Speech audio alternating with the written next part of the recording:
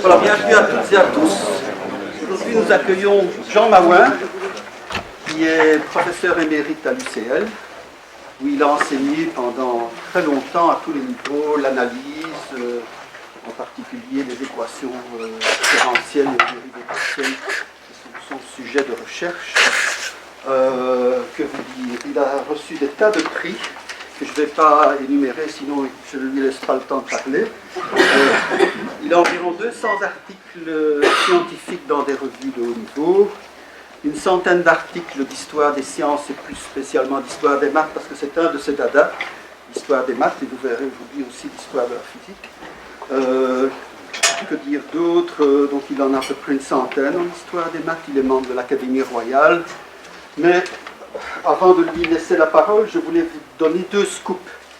Il y a une chose que Jean ne sait pas, c'est que le bruit court qu'il serait prochainement dans le Guinness Book des records. Parce que, tu ne savais pas, hein?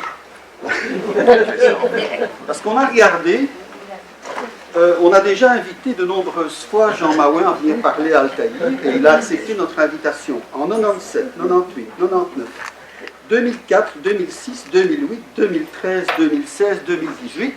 Donc c'est la 10e fois qu'il nous fait le plaisir de parler chez nous, et on trouve que ça mérite bien un petit entrefilet dans le prochain Guinness Book. Et alors il y a une autre chose qu'il ne sait pas, mais ça, si vous ne le connaissez pas, vous allez le découvrir aujourd'hui. Jean Maouin est réputé pour l'humour très particulier qu'il arrive à mettre dans tous ses exposés, même sur les sujets les plus rébarbatifs et les plus sérieux. Et donc, on a appris récemment que Jean-Pierre Philippot, le patron de la RTBF, a eu l'idée suivante. Jean habite à Verviers. À Verviers, il y a un célèbre théâtre dans lequel, tous les mois ou tous les 2 mois, les frères Taloche font une émission d'humour qui s'appelle Signé Taloche. Et Jean-Pierre Philippot aurait demandé aux frères Taloche d'essayer de relever le niveau de cette émission. Il ne le connaît pas, hein. Et donc, le bruit court que les frères Taloche inviteraient Jean Maouin pour son exposé désopilant sur les équations aux dérivées partielles du second ordre de répétition Donc je vais faire comme si on était à Signé Taloche. En général, on accueille les conférenciers ou les humoristes en disant « Mesdames et messieurs, je vous demande d'applaudir sous un tonnerre d'applaudissements. » Les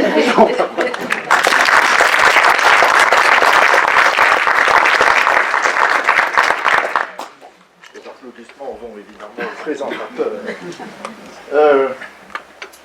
Ce dernier scoop pourrait être une rumeur, parce que le théâtre de Verviers, que l'on voit si bien à la télévision, est actuellement fermé pour rénovation, et je doute que je survivrai à cette rénovation, sinon ça voudrait dire que je partirai à un âge absolument canonique. Donc le théâtre de Verviers, malheureusement pour le moment, n'est plus utilisé.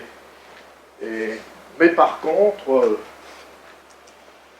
quelque chose de vrai, c'est que les frères Taloche sont non seulement des Verviétois, mais ce sont des Eusitois. Et ma deuxième fille a été à l'école primaire avec le plus jeune des frères Taloche. Alors voilà. C'est vrai que ça fait quelques fois, je n'avais pas fait le compte aussi précisément que Jean, que je parle à Altaïr, et je vous remercie d'être toujours là. Je crois que si Altaïr était une compagnie aérienne, être considéré comme un frequent flyer. Et alors aujourd'hui, vous avez d'autant plus de mérite d'être là que c'est toujours le week-end du Black Friday. L'activité principale du Belge n'est pas de venir écouter une conférence sur une mathématicienne et sur la mathématique et la physique d'ailleurs, mais de courir les magasins pour acheter des choses plus ou moins utiles. Alors je ne prétends pas que le théorème dont je vais vous parler est vraiment utile, mais les physiciens le prétendent qu'il est tout à fait utile. Je crois que pour eux, c'est certainement vrai. Donc je vais vous parler d'une part d'une femme, d'une mathématicienne, Emile Noether, dont le destin est quand même remarquable, et d'un théorème, du seul théorème d'Emile Noether qui ne soit pas un théorème d'algèbre. C'est un théorème qui fait aujourd'hui peut-être encore plus sa réputation. En tout cas, si vous tapez Noether théorème ou théorème de Noether sur le web, eh bien, c'est lui qui va venir, et non pas là des nombreux théorèmes d'algèbre qui sont remarquables.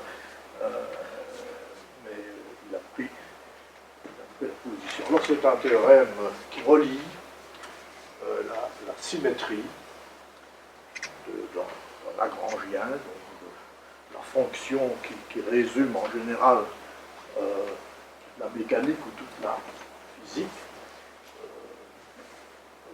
des problèmes considérés, donc la symétrie de ce Lagrangien et les lois de conservation, les intégrales premières, etc. Donc c'est ce qui explique, on commence déjà par un niveau douteux, une boîte de conserve qui possède aussi une symétrie remarquable, comme vous pouvez voir. Alors on va parler d'abord d'Emile Noether. Elle n'est pas aussi célèbre peut-être que Einstein, que Hermann Weyl ou que d'autres, mais elle leur a rendu service, parce qu'elle leur a fait comprendre des choses que ces tout grands esprits-là, comme Hilbert, comme Klein et comme Einstein, n'arrivaient pas à comprendre.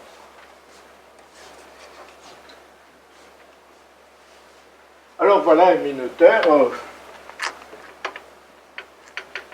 elle a donné son nom à juste titre aujourd'hui à une lecture, une conférence, si vous voulez, qui est attribuée très régulièrement à une mathématicienne, ça va de soi, et à cette occasion-là, on lui remet une petite médaille à l'effigie d'Emile. Alors, Emile est une mathématicienne allemande. Elle est née dans une famille juive à Erlangen en 1882 et elle était dans un milieu extrêmement favorable, dirait-on a priori, puisque son père, mathématicien bien connu, ceux qui font de la géométrie algébrique et qui connaissent le théorème de Brill-Noether, le Noether de Brill-Noether, c'est le papa. Donc c'était un géomètre algébrique très, très distingué. Et donc, a priori, elle est née dans des circonstances extrêmement favorables pour faire des mathématiques.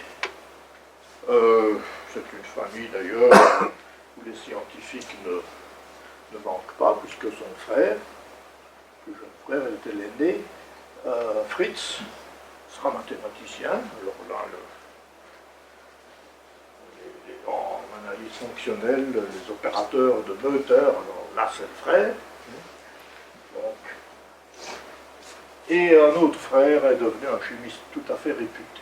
C'est une famille intellectuelle. Ils sont à Erlangen. Alors, assez curieusement pour le destin, si vous connaissez peut-être Erlangen en tant que mathématicien, c'est peut-être à travers son programme. Le programme d'Erlangen, c'est là que Félix Klein, qui n'est pas resté longtemps, lui, à Erlangen, mais il a eu le temps quand même de faire un manifeste, un programme, donc c'était sa leçon d'habilitation, si vous voulez, où il a montré que les différentes géométries pouvaient être classées à partir de la théorie des groupes. Les groupes, et ben voilà, Erlangen, il y a quand même une prédestination. Mais c'est une prédestination qui n'est pas facile du tout, parce que la petite Amy a un grand défaut, c'est d'être une fille. Et alors, pour une fille, même si on a été une brillante élève dans l'enseignement primaire et secondaire, eh bien, il ne faut pas croire que l'université, à ce moment-là, vous êtes ouverte. Et non. Mais ce qu'elle peut, par contre, faire, c'est des études pour devenir professeur de langue, dans son cas, de langue dans un collège de filles, dans une école de filles. Donc elle pourra enseigner à des filles. Et c'est ce qu'elle fait d'ailleurs. Elle obtient très facilement ce diplôme d'enseignante. Mais ça ne la satisfait pas parce que, bien que ce n'est pas un goût qui soit particulièrement développé quand elle était enfant, même si elle avait, paraît-il, un esprit assez rapide, une aptitude assez rapide pour résoudre des problèmes combinatoires, eh bien, ce n'est que petit à petit que son goût des mathématiques se développe. Et heureusement, la loi change, et elle est finalement autorisée, après avoir fini ses études d'enseignante, elle est autorisée à poursuivre, alors de manière tout à fait officielle, à être inscrite, parce qu'il y avait encore une situation intermédiaire pour les filles, elles pouvaient suivre les cours, mais pas passer les examens. On les aime bien, les filles, hein, oui, on donne une partie agréable de la vie. On souhaitait être une fille à l'époque. J'étais étudiant, enfin là, il fallait suivre les cours et passer les examens. Bon, et donc, enfin, non, là, l'université d'Erlangen autorise les filles à être inscrites au matricule et donc à poursuivre des études de mathématiques. Et c'est vrai aussi à Göttingen, pas trop loin d'Erlangen. Et donc elle suit là un curriculum de maths et on peut même faire un doctorat. Elle est la première femme à faire un doctorat en mathématiques à Erlangen et elle fait ça sous la direction d'un ami de son père. Bon, c'est pas une très grande université, Erlangen à l'époque, tous les enseignants de maths se connaissent, c'est Paul Gordon. Alors Paul Gordon, il est appelé à l'époque le pape des invariants. Ouais, alors qu'est-ce que c'est la théorie des invariants? Grosso modo, vous considérez les formes algébriques à une, enfin 2, 3, 4 n variables dans le meilleur des cas, mais on est encore à procéder pas à pas, des formes algébriques, donc qui dépendent de quelques variables, et qui ont des coefficients.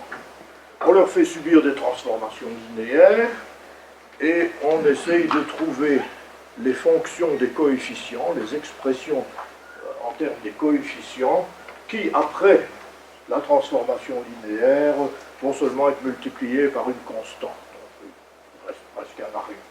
C'est une grande activité à l'époque, ça a été lancé par Cayley et Sylvester, et c'est une grande activité, et c'est une activité qui est extrêmement calculatoire. Donc il s'agit de faire des calculs sans fin, et surtout de ne pas se tromper, parce que vous pensez bien qu'une erreur dans le calcul et votre invariant perdu. Alors Gordon, ça c'est un professeur allemand typique, et il aime bien faire ses cours de manière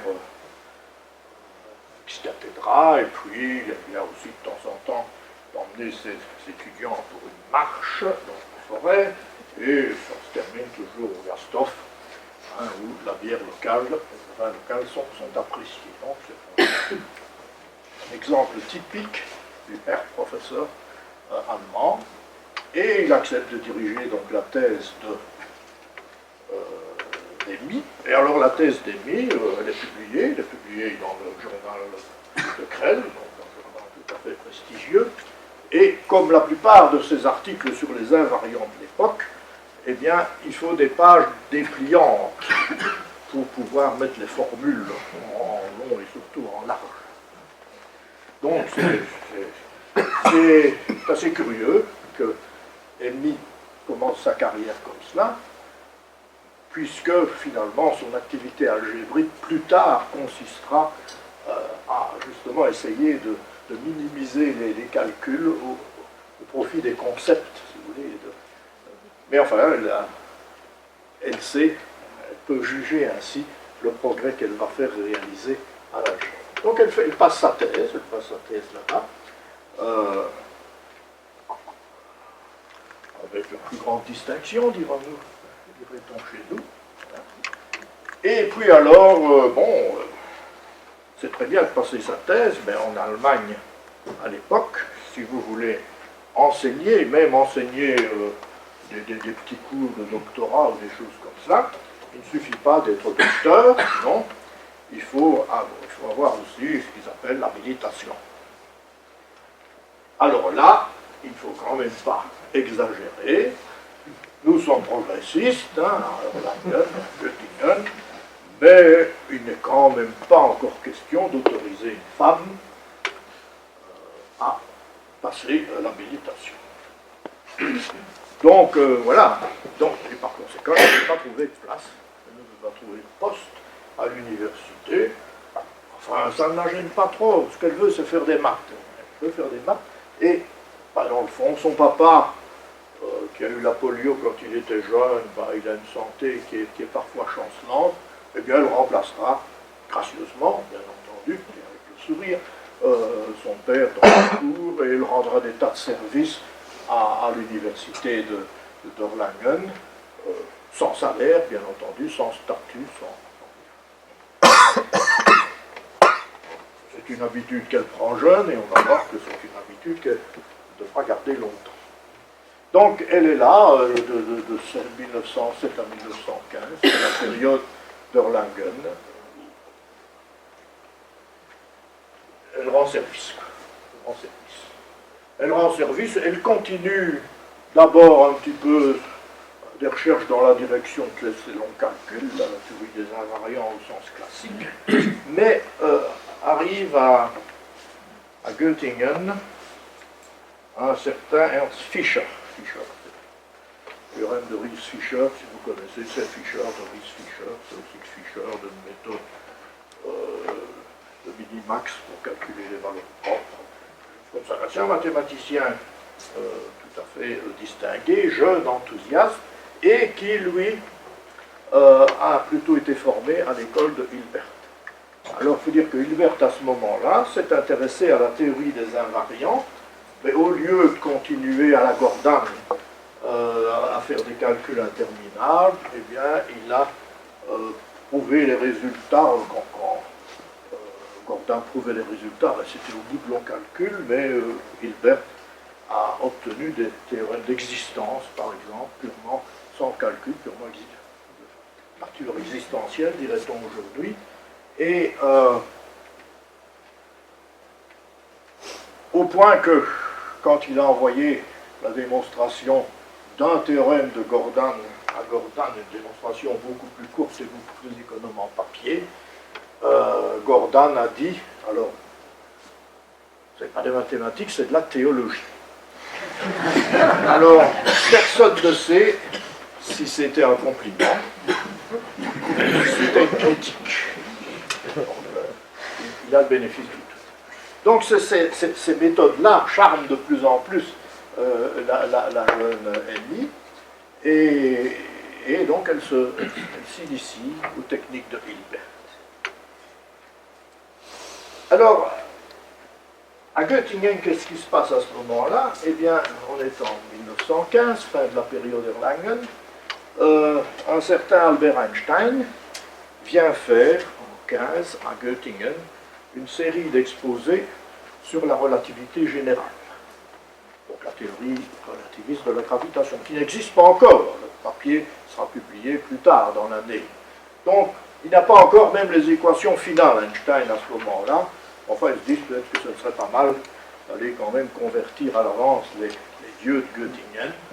Et Hilbert, qui à ce moment-là s'intéresse pas mal à la mathématisation de la physique, eh bien, tout content, suit ces cours-là, Klein est là, et en fait, et lui se dit, il me semble que les mathématiques sont meilleures à Göttingen qu'à Erlangen, lui a un peu épuisé le terrain ici, et donc elle s'en va à Göttingen. Et elle s'en va, sur invitation d'ailleurs de Hilbert et de Klein. Pourquoi? Parce qu'ils ont commencé à se plonger dans les travaux d'Einstein. Ils ont vu qu'il y avait beaucoup d'invariants dans les travaux d'Einstein. Et ils se sont dit, dans le fond, il y a une petite demoiselle là, à Erlangen, qui a l'air bien calé dans les invariants.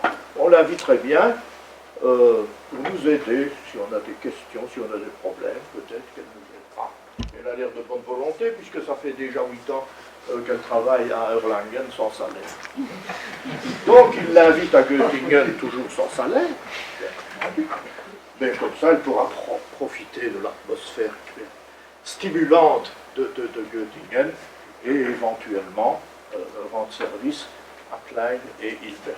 Hilbert est toujours dans le mouvement. Klein, ça faisait longtemps déjà qu'il ne faisait plus de recherche en mathématiques. Il ne faisait plus de recherche en mathématiques depuis une profonde dépression qui l'avait attrapé assez jeune parce qu'il essayait de faire la course de compétition avec Poincaré pour la théorie des fonctions automorphes. Donc, il a essayé de suivre Poincaré.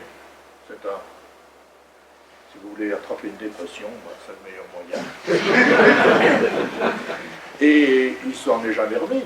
Mais bon, alors là, il n'était pas perdu pour la science ou pour les maths. Il a écrit des livres et il a organisé les mathématiques. Et c'est lui qui est finalement à la tête du département de maths à Göttingen. Mais alors là, le côté géométrie riemannienne qu'il trouve dans la relativité générale, ben ça réveille, si vous voulez, des cellules endormies chez Klein, et ce sera son champ du cygne, si vous voulez, son feu de paille, à la fin de sa vie. Il va s'intéresser de très près, publier même sur la relativité générale. Donc la petite Emmy, la voilà à Göttingen, toujours aussi bénévole. On va voir par des témoignages que Hilbert et Klein se rendent compte très vite qu'ils ont une pépite, si vous voulez. Et donc, très naturellement, Hilbert se dit, bah, il faudra qu'elle puisse enseigner aussi à Göttingen. Mais pour enseigner, qu'est-ce qu'il faut? L'habilitation. Donc, il propose à la faculté, à Göttingen, que Emmy fasse l'habilitation. Ce n'est pas le matériel mathématique qui manque, elle a déjà publié pas mal d'articles. Et le problème, c'est que la faculté où se trouve Hilbert à Göttingen, ce n'est pas seulement la faculté des sciences, il y a aussi, c'est philosophie et sciences. Et donc, il y a des philosophes, il y a des historiens. Et nous sommes en 1915 quand Hilbert essaye de la faire accepter pour habilitation. Et 1915, comme vous savez, c'est la guerre. C'est la guerre. Donc, quand Hilbert propose de faire passer l'habilitation à mademoiselle Noether, les historiens, tous les philosophes répondent « Vous n'y pensez pas. Vous n'y pensez pas. Imaginez qu'elle passe son habilitation. Elle aura donc le droit d'enseigner. Et quand nos braves soldats reviendront du front pour poursuivre leurs études, n'allez pas quand même le faire le déshonneur que ce soit une femme qui leur fasse les cours. C'est la réponse officielle. Donc, à cause de l'honneur des braves soldats allemands, eh bien, la pauvre Emmy, on refuse qu'elle s'inscrive à l'habilitation. Et donc, qu'est-ce qu'elle va faire à Göttingen? Elle va continuer à faire des maths, elle va aider Hilbert, elle va aider Klein. Hilbert aussi tourne un peu la loi, il se fait attribuer des cours qu'il ne donne pas, et c'est Emmy Noether qui les donne à sa place. Des cours au niveau de Torrent, dirait-on aujourd'hui. Donc voilà, elle est enseignante là-bas. Et puis la guerre se termine, les courageux soldats rentrent, mais l'esprit a changé aussi en Allemagne, hein, l'Empire s'est écroulé, et donc avec la nouvelle politique finalement, eh bien, on commence à réformer les universités, et on autorise les femmes à passer l'habilitation. Ce que fait aussitôt Emmy, et la thèse d'habilitation qu'elle va présenter, c'est le fameux théorème dont nous parlerons aujourd'hui. Puisqu'elle a l'habilitation, elle devient Privatdozent, hein, donc ça veut dire qu'elle peut donner des cours, mais l'université ne la paye toujours pas. Parce qu'un Privatdozent, c'est les étudiants qui payent. Ils payent une inscription au cours de la personne en question. Je suppose que l'université, comme elle aime le faire toujours aujourd'hui, prélève un pourcentage, hein, et puis alors le reste, eh bien, ça sert à mademoiselle Neuter. Bon. Donc, au moins, elle peut donner des cours, elle peut aussi, d'ailleurs, quelques années plus tard, elle reçoit un titre qui est peut-être unique dans les annales allemandes. Elle devient professeur extraordinaire, donc c'est un professeur sans chaire, hein, professeur extraordinaire, mais avec un mot en plus en allemand qui n'est pas facile à traduire, je l'ai mis hors cadre. Ça veut dire, si vous voulez, deux choses. C'est qu'elle ne fait pas partie du conseil de faculté.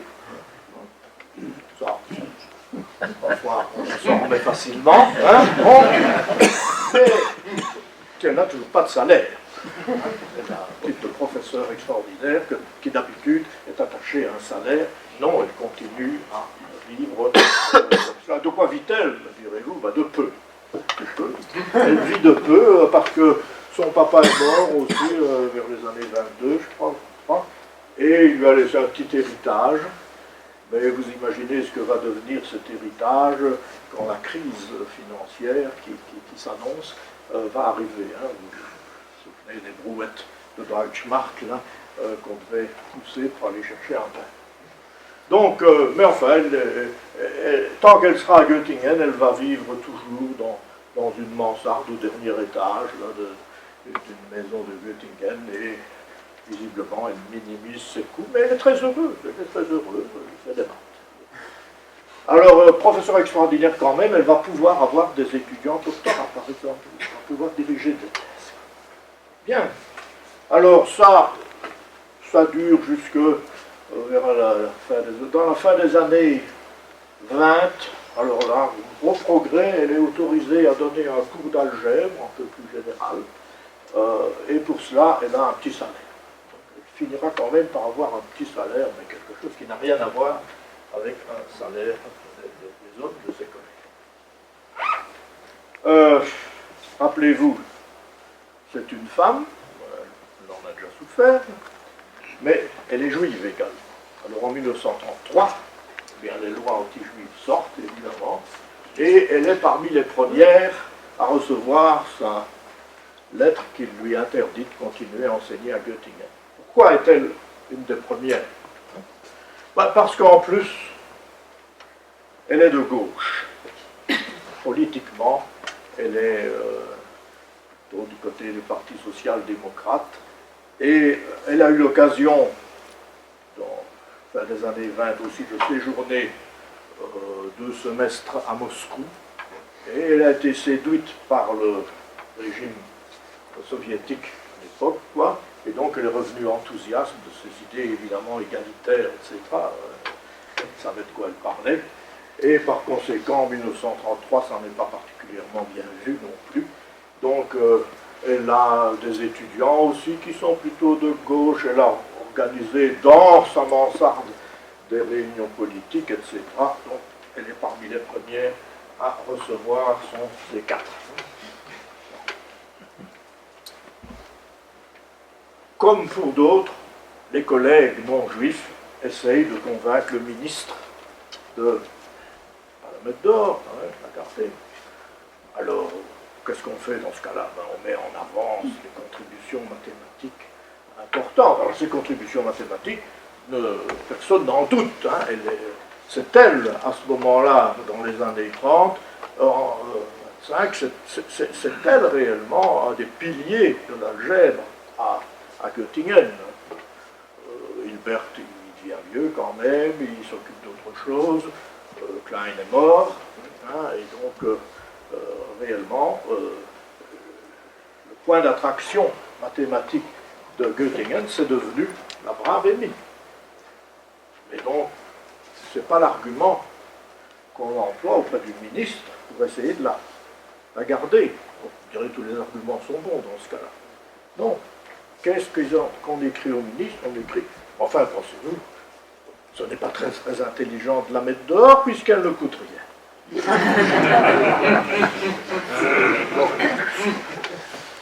Mais cet argument-là ne convainc pas le ministre en question, et donc Amy est mise à la porte, quoi. Et de nouveau, ça n'est pas ce qui la préoccupe le plus. Ce qui la préoccupe le plus, c'est ses collègues qui ont une famille ou quoi, et qui sont mis à la porte aussi, donc pour lesquels elle dit la situation beaucoup plus tragique, moi finalement. Hein, bon. Et Hermann Weyl, qui a été son collègue pendant quelques années à Göttingen, et qui est déjà à Princeton, eh bien, il ne lui trouve pas une place à Princeton, mais il lui trouve un poste de professeur visiteur, hein, au début on est professeur visiteur, mais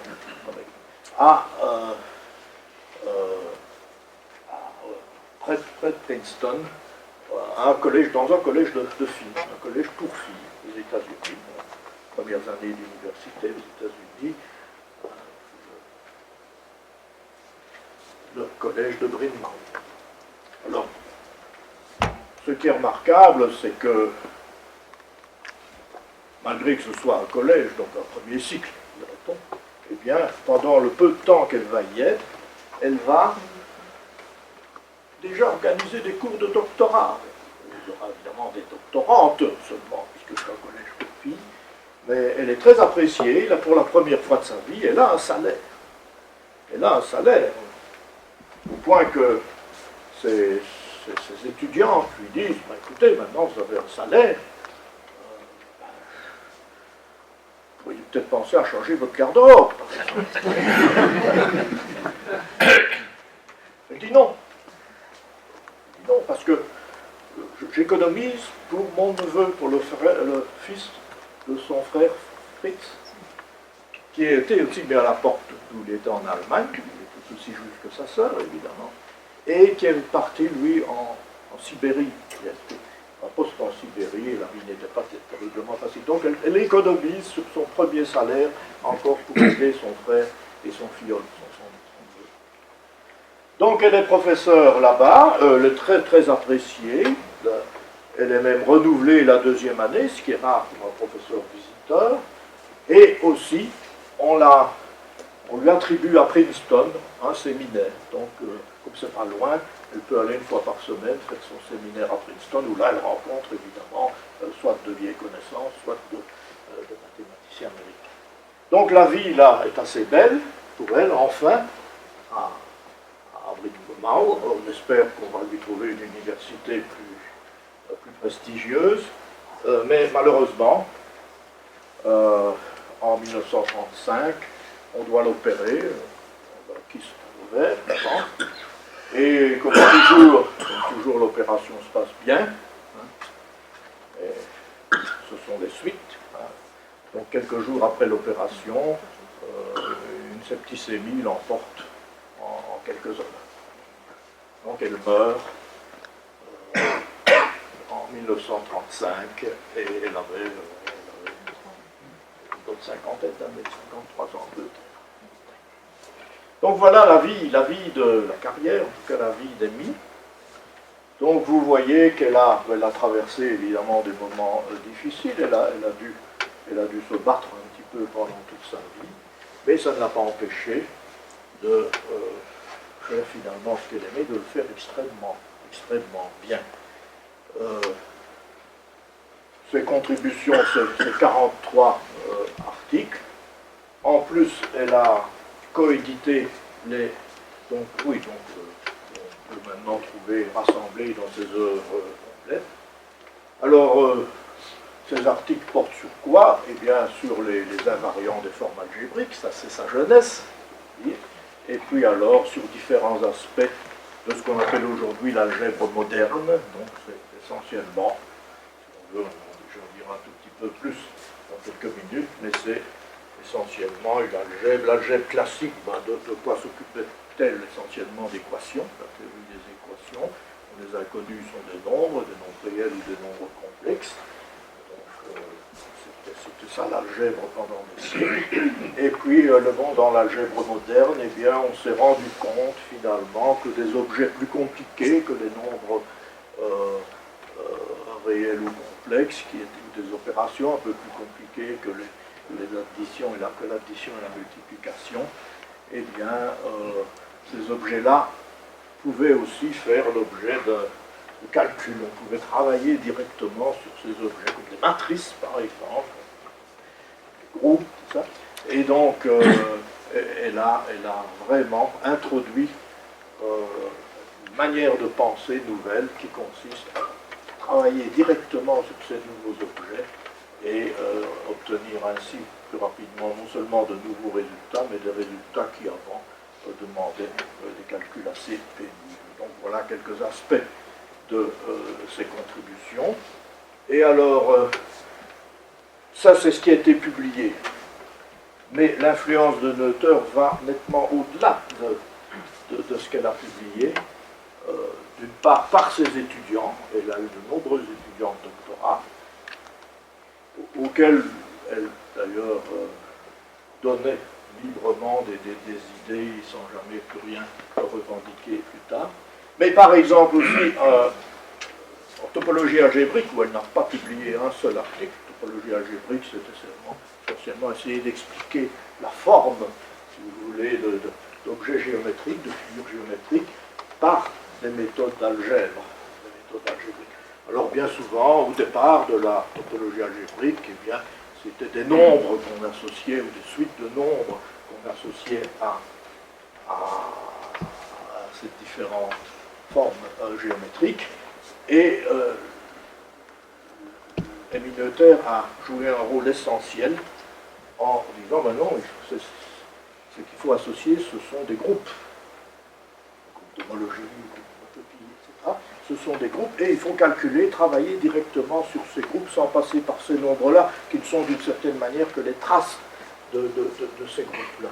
Donc, si vous lisez un des grands classiques de la topologie algébrique, la topologie d'Alexandrov et Hopf, qui est sortie dans les années 35, je crois, eh bien, dans l'introduction, vous verrez que le nom d'Emile Noether apparaît, il n'apparaît nulle part ailleurs, puisqu'on ne peut pas la citer en bibliographie, puisqu'elle n'a rien écrit, mais ils reconnaissent, Alexandrov et Hopf, que c'est Emile Noether qui les a convaincus de faire la topologie algébrique de la manière dont ils le font, c'est-à-dire en donnant la priorité au groupe, et c'est encore la manière dont on fait la topologie algébrique aujourd'hui.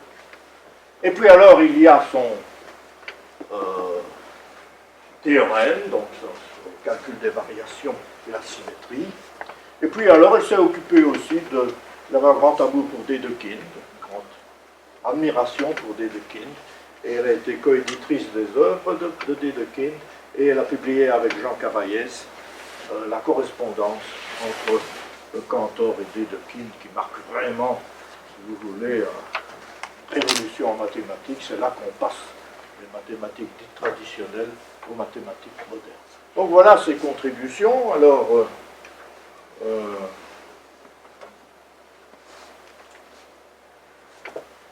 je vous ai dit qu'elle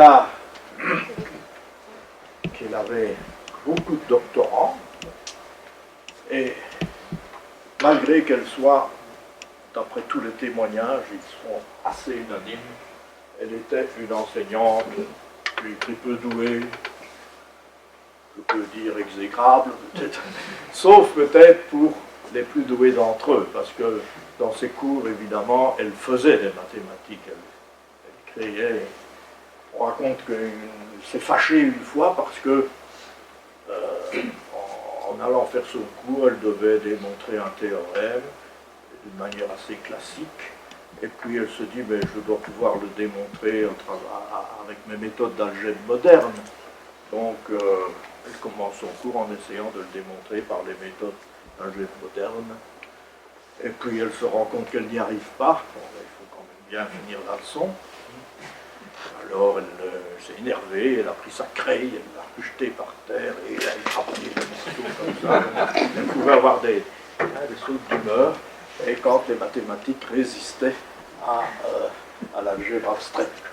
Alors, elle avait des étudiants qui l'adoraient, elle se promenait avec eux, y compris avec Hermann Weyl d'ailleurs, qui était son collègue là-bas, et Rappelez-vous à quelle époque on était. On les appelait les Neuterjugend.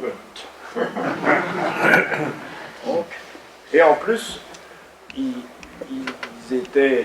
certains d'entre eux venaient de Russie et ne portaient pas le complet veston-cravate qui était typique des étudiants allemands de l'époque, veston un peu vert, fermé haut. Et ils avaient leur blouse, leur fameuse blouse de russe. Alors ça, c'était un neutre uniforme. Alors voilà, donc elle était peu douée pour l'enseignement, en tout cas pour l'enseignement de masse, c'était certain. Et on raconte que ces étudiants, ces doctorants, de temps en temps, faisaient venir au cours de Noether des étudiants d'autres facultés. On va dire, venez voir. Et donc, ils se mettaient un peu derrière, quand même, les autres étudiants, les doctorants étaient devant. Et puis alors,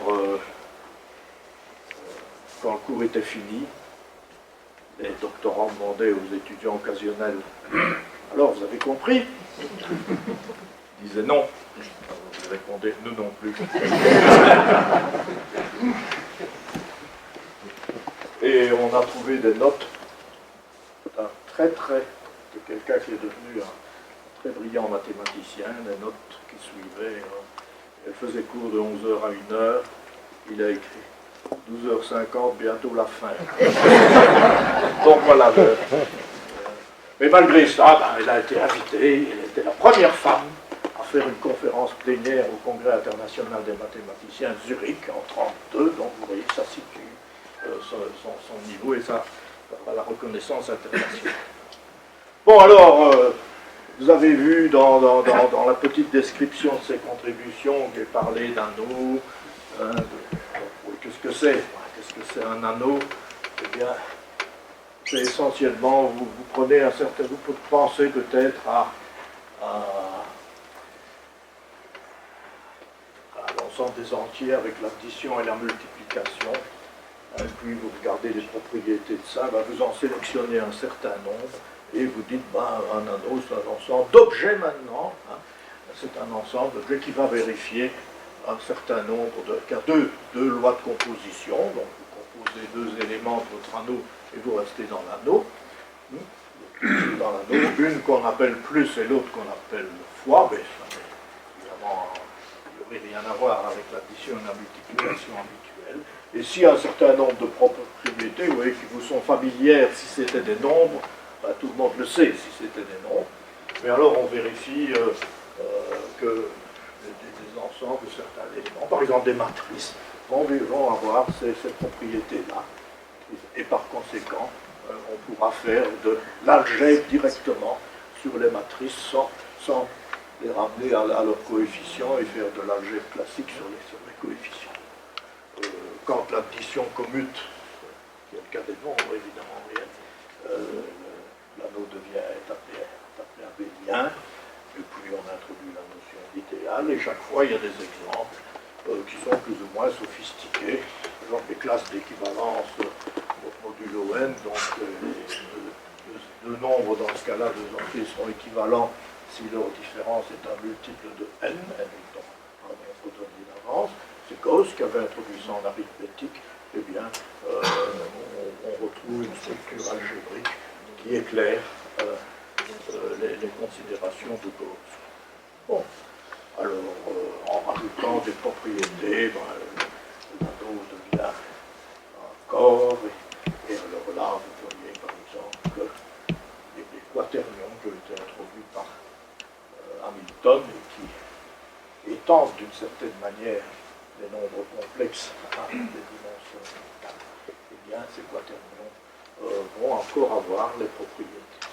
Et donc, on peut travailler directement maintenant sur des objets abstraits et en faire une algèbre.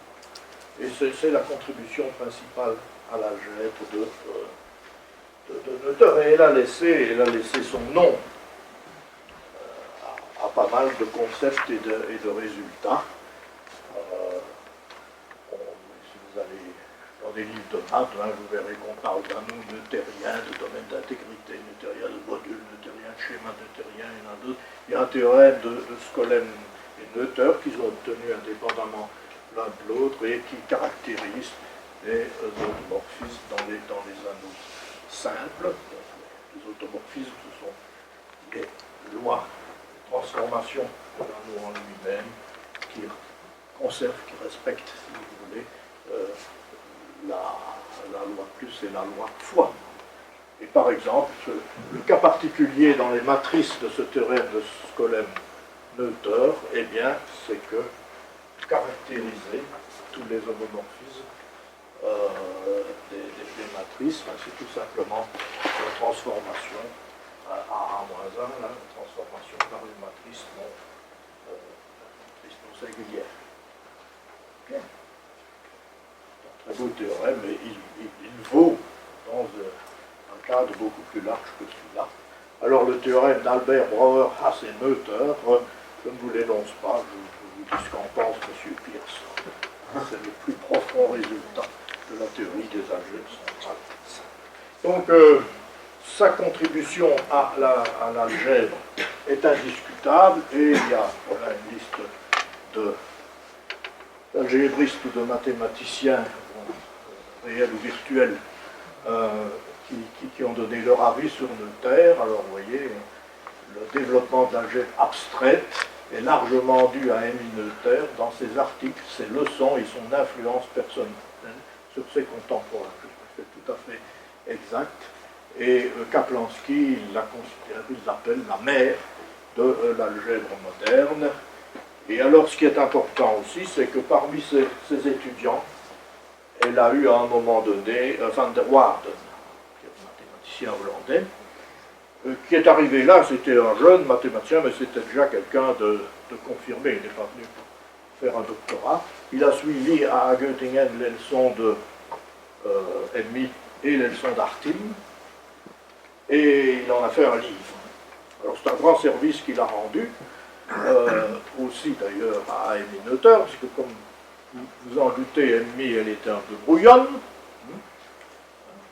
et elle n'a jamais rédigé de livre, mais le moderne Algebra de Van der Waerden, qui est devenu la Bible de l'algèbre abstraite, resté pendant longtemps, et bien ce livre-là, écrit avec la minutie d'un Hollandais, eh bien, c'est essentiellement les leçons, des leçons de Denis à Göttingen et complétées avec des leçons d'Artin. Artin, lui, était un exposant, un professeur hors pair. La moyenne était encore convenable. Donc voilà, et Bourbaki lui-même a reconnu l'importance de ces idées-là. Les Français se sont venus entre deux guerres, ont été à Göttingen évidemment, et ils ont suivi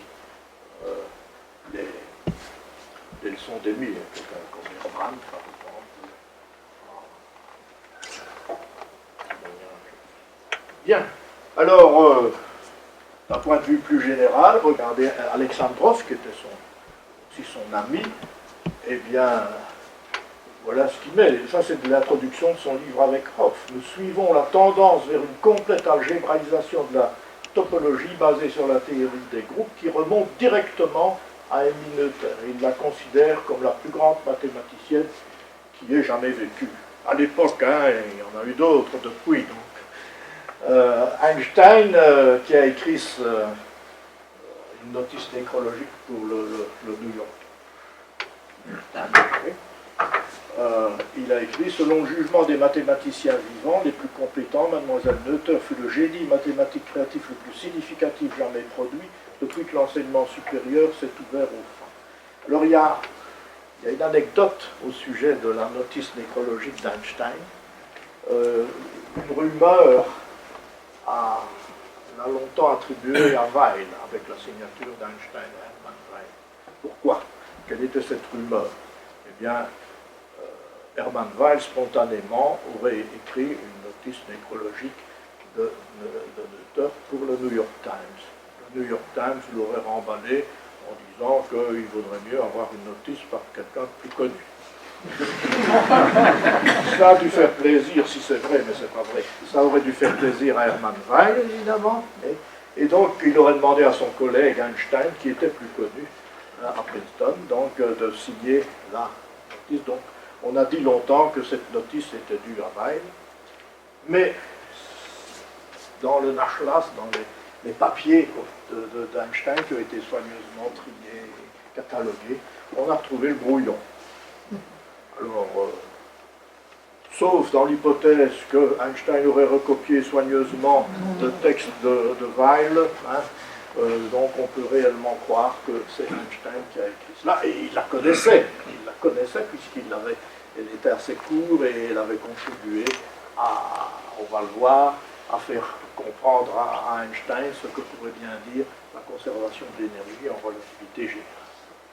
Alors voilà, Madame Dubreuil-Jacotin dit à juste titre qu'elle figure non seulement au premier rang des mathématiciennes, mais au premier rang des mathématiciens, hein, au sens générique. Bon.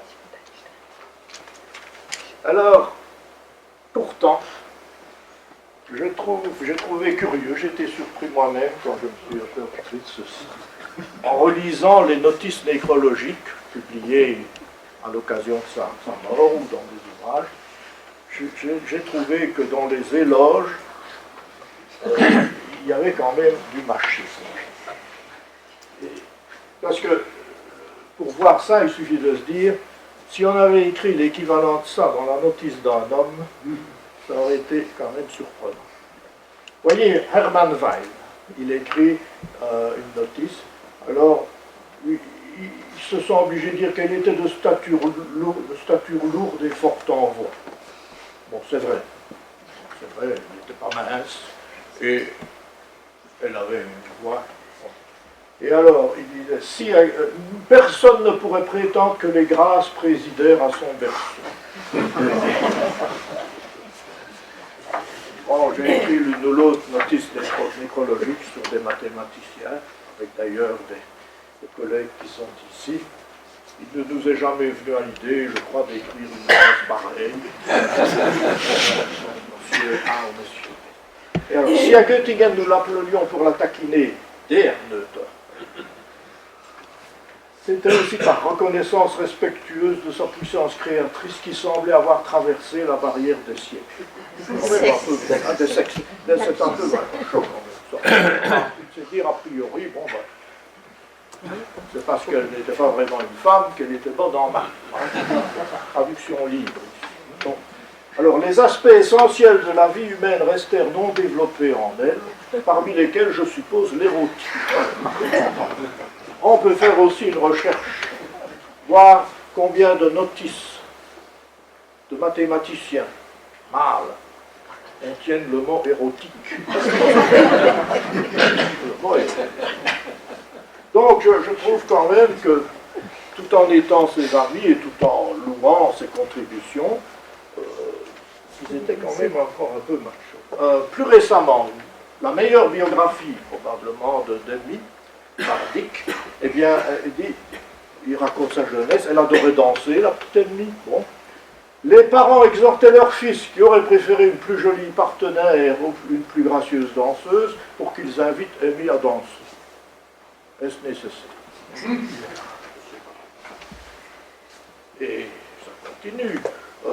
Mertens, c'est un mathématicien, et son petit-fils, qui était chez son grand-père, je me souviens clairement d'une visiteuse qui m'a paru plus comme un chapelain catholique d'une paroisse rurale, coiffé d'un chapeau d'homme sur ses cheveux courts.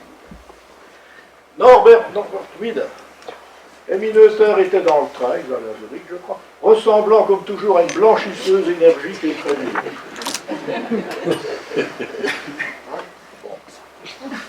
Landau, je puis certifier qu'Emma Noether était une grande mathématicienne, mais qu'elle soit une femme, je ne peux pas le dire. Colossal. Voilà. Bon, et Landau, c'était pratiquement lui qui était le co-titulaire de tous les doctorants de vie. Alors voilà. C'est vrai qu'elle est devenue de moins en moins formelle, bon, c'est ça.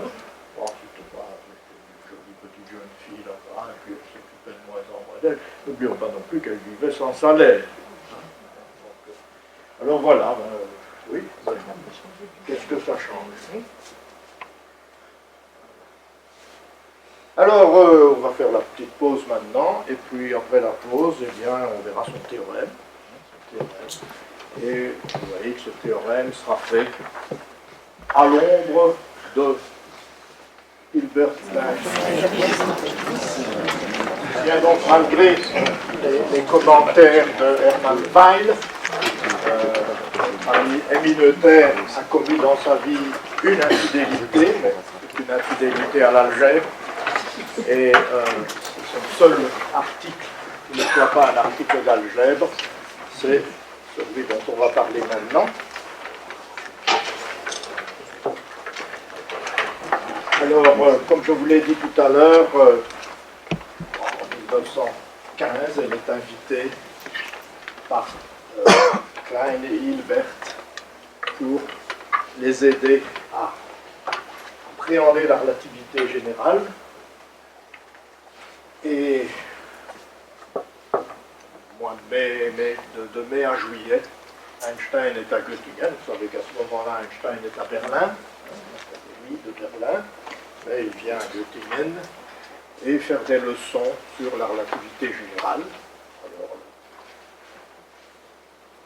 l'assistance est évidemment prestigieuse, il y a des mathématiciens, des physiciens, et comme je vous l'ai dit tout à l'heure, Einstein est encore à la recherche de la version tout à fait finale de ces équations.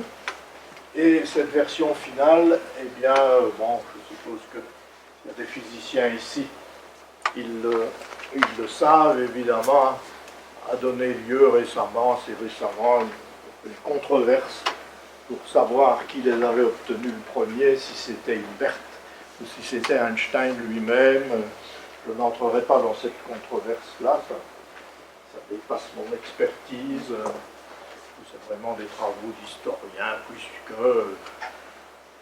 ce qui doit décider, c'est presque des épreuves d'imprimerie qui ne seraient pas conformes à l'article chez Hilbert, donc il y aurait eu correction sur les épreuves d'imprimerie. Enfin, soit, ce n'est pas ça qui est important.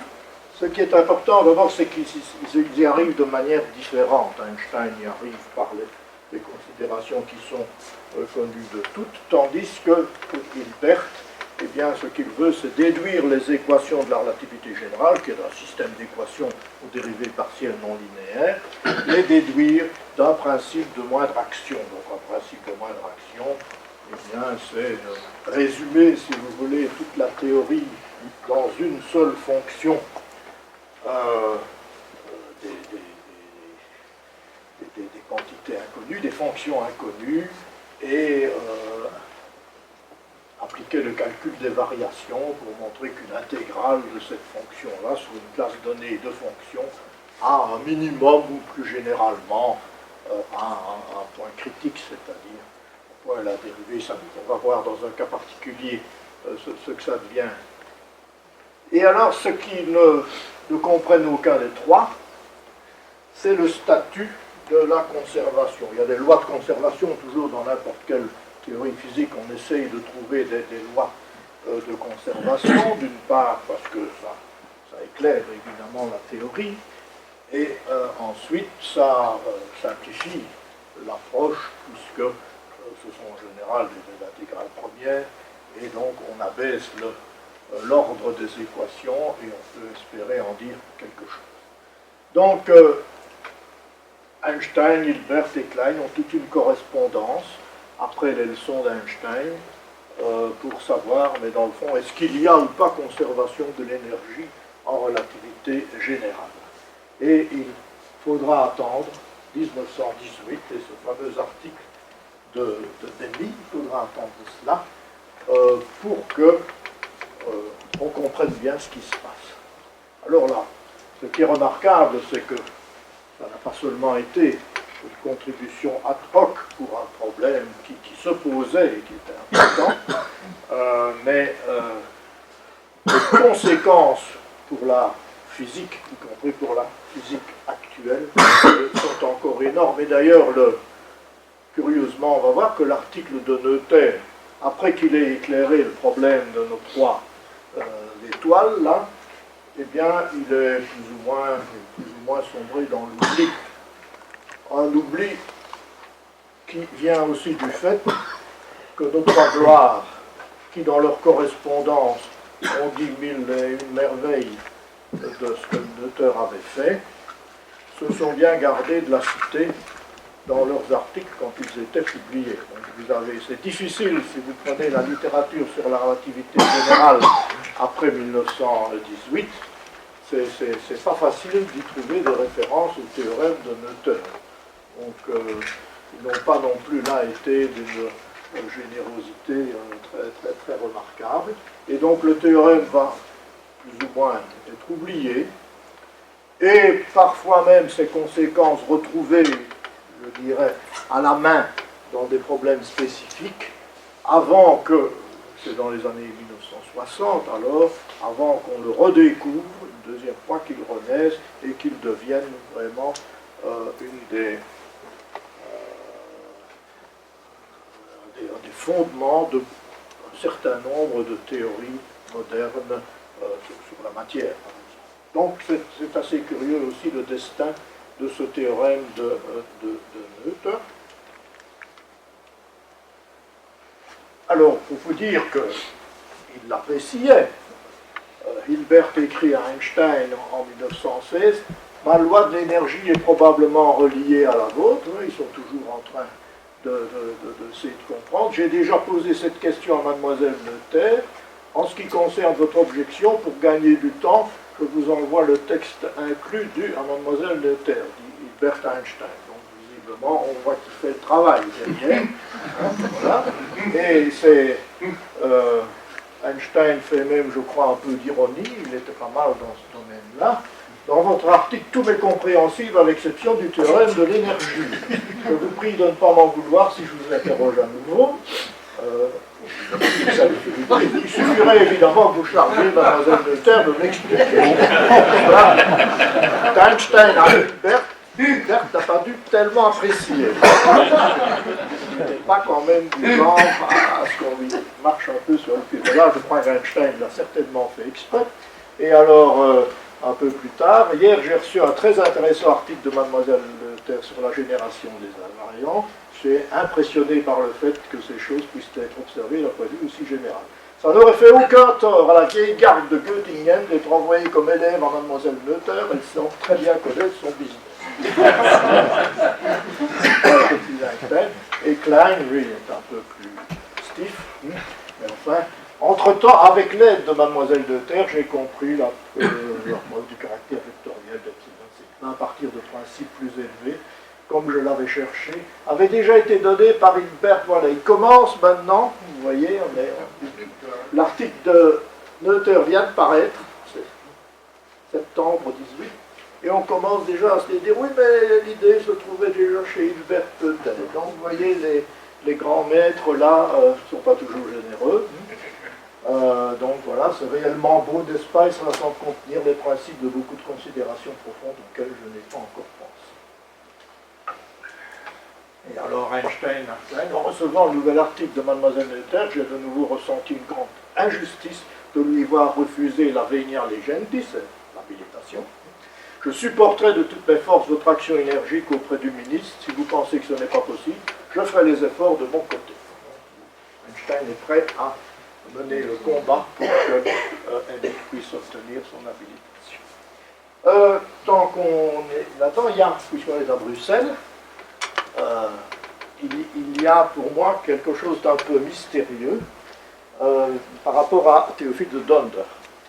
Théophile de Donder, vous savez, a très tôt obtenu aussi des équations de la relativité générale pendant la Première Guerre mondiale d'ailleurs, mais il n'a pas pu publier à cause de la situation.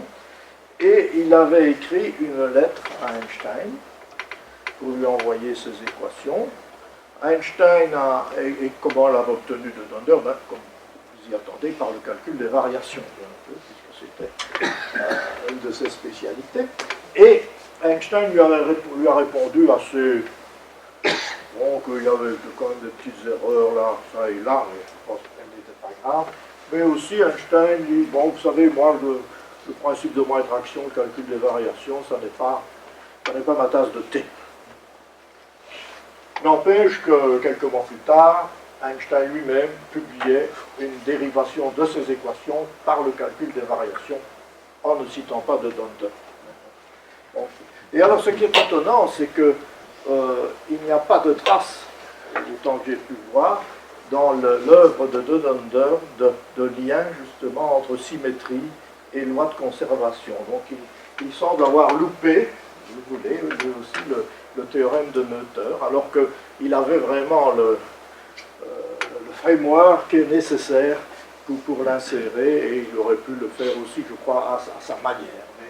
Mais c'est un mystère pour moi, alors qu'il y a beaucoup de choses qu'il n'a pas loupées du tout et qu'il a su réécrire dans son langage et développer, mais visiblement, alors qu'on pourrait le trouver très naturellement dans ses travaux, mais c'est peut-être simplement dû au fait que ce théorème, tout de suite après Noether, n'a pas eu quand même de grande portée. Alors, voilà l'article, il ne faut pas le lire, hein. Invariante variation problème. Oui, c'est un titre court. Alors, ce qui est intéressant, c'est qu'il est dédié à Felix Klein pour le 50e anniversaire de son doctorat. C'était une tradition en Allemagne, et déjà, elle existait déjà à l'époque de Gauss, par exemple.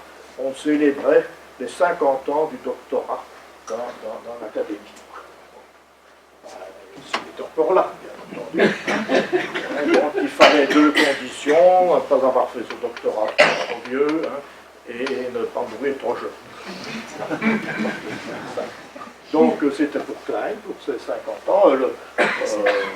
Les 50 ans de Gauss ont été une fête extraordinaire à Göttingen, évidemment. Je ne sais pas si ce fut le cas pour Klein, mais elle lui a dédié cet article. Donc, c'est publié dans les annales, si vous voulez, de la Société royale des sciences de Göttingen, qui est maintenant l'Académie de Göttingen, et une académie à laquelle Emily n'a jamais été invitée de partie. Donc, c'est aussi dommage, parce que c'était une manière un peu élégante aussi de contourner les obstacles qu'elle avait reçus à l'université, mais je suppose que le conservatisme régnait autant là qu'à l'université. Bien, alors, voilà, on va essayer en quelques mots de voir qu'est-ce que c'est ce théorème de Noether. Alors, je ne vais certainement pas vous le présenter dans sa généralité maximale, qui va nettement plus loin que ce que je vais vous raconter. Je vais vous le présenter dans sa généralité minimale, essentiellement pour vous montrer que il est déjà intéressant au niveau d'une première année d'université. On ne va pas simplement faire des dérivés, hein, et pas grand-chose d'autre. Donc voilà, on va rappeler, hein, quand on fait du calcul des variations, eh bien, on essaye de minimiser l'intégrale d'une certaine fonction. Alors, en mécanique, ben, ce sera une fonction, les y, ce sera la position d'une particule, ou bien d'un ensemble de particules, y peut être un vecteur, et z, ce sera la vitesse, donc position et vitesse. On a une fonction de la position et des vitesses. On va être amené à calculer ces dérivés partiels. Donc, j'ai pris des notations un peu synthétiques, là. Et puis alors, donc, l'action, ce qu'on appelle l'action en mécanique, eh bien, c'est une intégrale de cette fonction-là, calculée sur Q de t, qui est le vecteur position, si vous voulez, et Q point de t, le vecteur vitesse, mais éventuellement dans des coordonnées généralisées. Donc, voilà. OK. Et donc, on va minimiser, ou au moins trouver les points critiques de cette action. Donc, chercher on pense au minimum, hein, c'est ce que je préfère dire en physique. Minimiser cette quantité quantité-là parmi toutes les fonctions Q qui sont dérivables une fois et continuellement dérivables et qui passent à l'instant A par une position fixe et à l'instant B par une autre position fixe B, grand B. Et donc vous pouvez voir A, B, c'est comme le temps, un intervalle de temps. Donc on essaie de minimiser cette action-là. Et pourquoi est-ce qu'on essaie de minimiser cette action-là? Eh bien parce que de la même manière que si vous aviez une seule fonction d'une variable, ben, si elle a un minimum, sa dérivée s'annule, donc vous avez une équation pour donner la position où ça arrive. Eh bien ici, si vous minimisez cela, comme ce sont des fonctions qui sont les inconnues, eh bien ce sont des équations différentielles, dites de Euler-Lagrange, ce sont des équations différentielles qui sont satisfaites si le minimum est atteint en Q de t, eh bien, Q de t doit vérifier ce système d'équations différentielles. Je vous l'ai écrit là en le détaillant, composante par composante. Donc, s'il y a n degrés de liberté, si vous voulez, eh bien, vous avez n équations différentielles qui sont du second ordre, puisqu'il y a déjà une dérivée par rapport au temps du premier ordre, et on va encore dériver ici une fois. Donc on va avoir quelque chose du second ordre. Ce sont les équations dites de Euler-Lagrange. En mécanique, c'est les équations de Lagrange, et en calcul des variations, c'est les équations de Euler. Et d'ailleurs, elles ont été obtenues par Euler d'abord, d'une manière assez pédestre, je dirais, et Lagrange en a donné une version analytique que Euler admirait beaucoup. Ils ont une belle correspondance à ce sujet. Donc voilà. Donc c'est un problème classique. Alors vous voyez, parfois évidemment, ce qui vous est donné dans un modèle physique, par exemple, c'est les équations différentielles elles-mêmes. Et la question c'est de savoir, est-ce que je peux trouver un Lagrangien, est-ce que je peux trouver une seule fonction qui est telle que les équations d'Euler-Lagrange pour ce Lagrangien-là vont me donner les équations différentielles. C'est le problème de savoir si un système d'équations différentielles vient du calcul des variations ou n'en vient pas. Pourquoi c'est important? Parce que s'il vient du calcul des variations, on a beaucoup plus de manières de l'étudier et de l'approfondir. Et puis, il y a aussi des raisons plus philosophiques. Évidemment, pendant longtemps, ben, le fait que les trajectoires mécaniques minimisaient l'action, ben, c'était la preuve, évidemment, du sens de l'économie du bon Dieu, hein, puisque cherchait, hein, il avait fait les lois de la nature de telle sorte qu'on minimisait cette chose-là. Or, il se fait que la plupart du temps, on ne le minimise pas, on le minimise peut-être dans une direction et on le maximise dans l'autre. Donc, l'interprétation théologique mène plus vite à un Dieu indécis qu'économe. Ok. Alors, l'idée de Noether, c'est d'injecter dans ce problème du calcul des variations, c'est d'injecter l'idée d'une invariance par rapport à un groupe ou des groupes de transformation. Je n'en ai mis qu'un ici, on continue, mais dans sa théorie, il peut y en avoir plusieurs. Évidemment, dans la pratique, il y en a souvent plus aussi. Parce que, comme je vous l'ai dit, le Lagrangien, il résume toute la théorie, puisque à partir du Lagrangien, en minimisant, vous avez les équations aux dérivées partielles. Okay. Et donc, la question c'est, tiens, si le Lagrangien est invariant pour certaines symétries, eh bien, qu'est-ce que je vais pouvoir déduire a priori? Donc, rien qu'en regardant les symétries du Lagrangien, est-ce que je ne peux pas obtenir gratuitement des informations? Alors, le groupe de symétrie, les difféomorphismes, c'est pas effrayant, mais ça veut dire que c'est des bijections de Rn sur Rn. Pour chaque S fixé qui est le paramètre du groupe, c'est une bijection de Rn sur Rn, qui est continuellement dérivable et dont la réciproque, la fonction réciproque, puisque c'est une bijection, est également dérivable. Alors l'invariance, ben, elle est exprimée là-bas. Si vous appliquez le groupe AQ et à la dérivée, si vous voulez, eh bien le Lagrangien ne change pas. Vous voyez, l'invariance, c'est là-bas. Donc c'est l'invariance pour tout S, le Lagrangien après application du groupe, il est le même qu'avant application du groupe. C'est la symétrie. Okay. Ce qui implique évidemment, puisque le membre de droite ne dépend pas de S, que la dérivée par rapport à S de l'expression qui est à gauche va être nulle. Donc, on retient ça.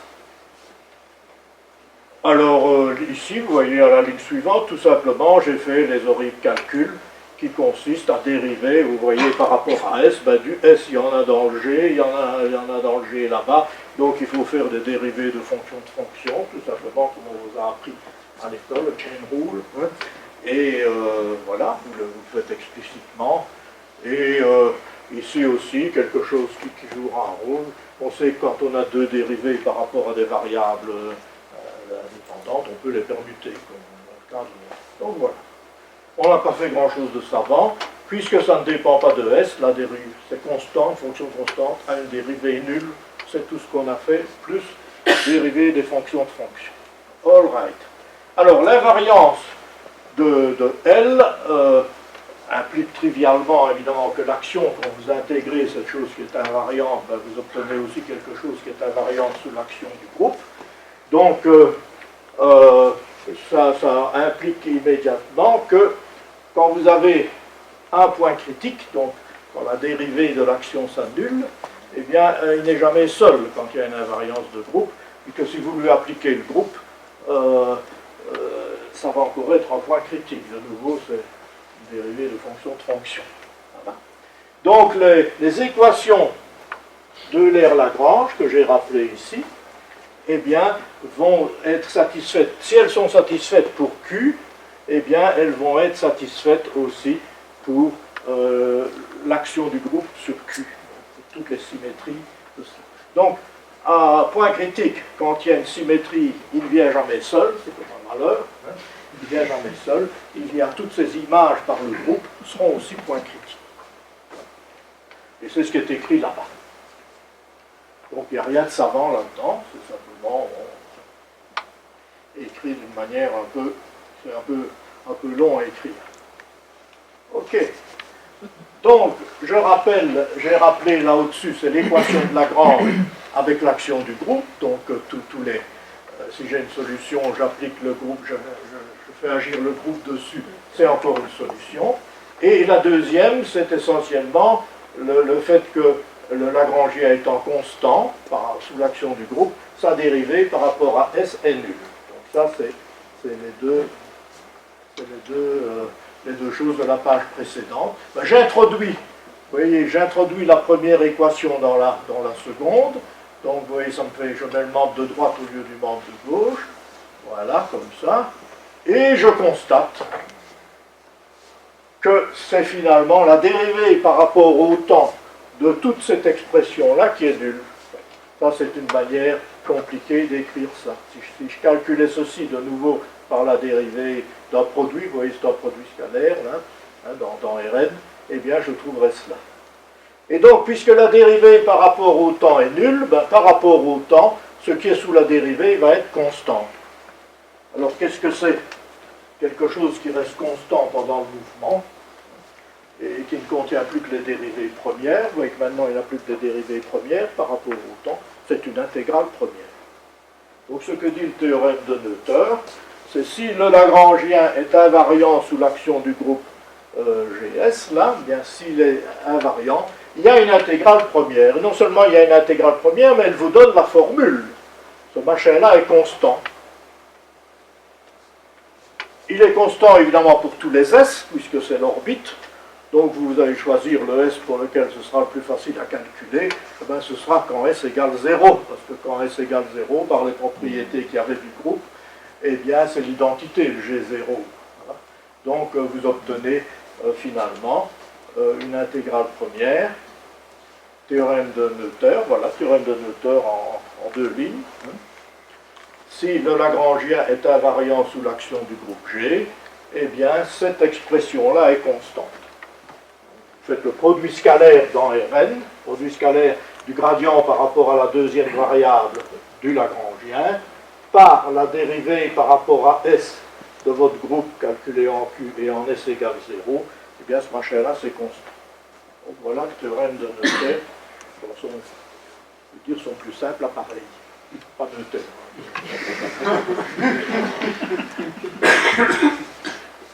Alors ça s'appelle l'intégrale première de Noether. Donc explicitement, vous voyez, si vous explicitez le produit scalaire, ben, ça va être une somme des produits des composantes correspondantes. Ça, produit scalaire. Donc voilà, vous voyez, on n'a pas, pour obtenir Noether dans ce cas-là, on n'a pas fait appel à des mathématiques qui dépassent, regardez, vous donnez ça comme exercice en analyse ou en mécanique. Bien.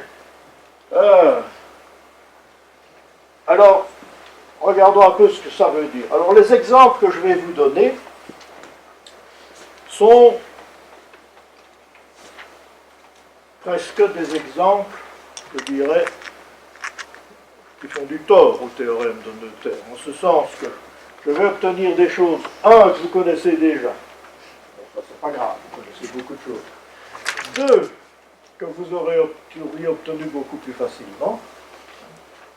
Et je vais les obtenir avec cette méthode. Mais c'est pas ça l'important. Bon, d'abord, ça fait du bien de savoir qu'au moins les choses connues, on les récupère. Hein, et puis, il faudra surtout espérer qu'on ait des choses nouvelles.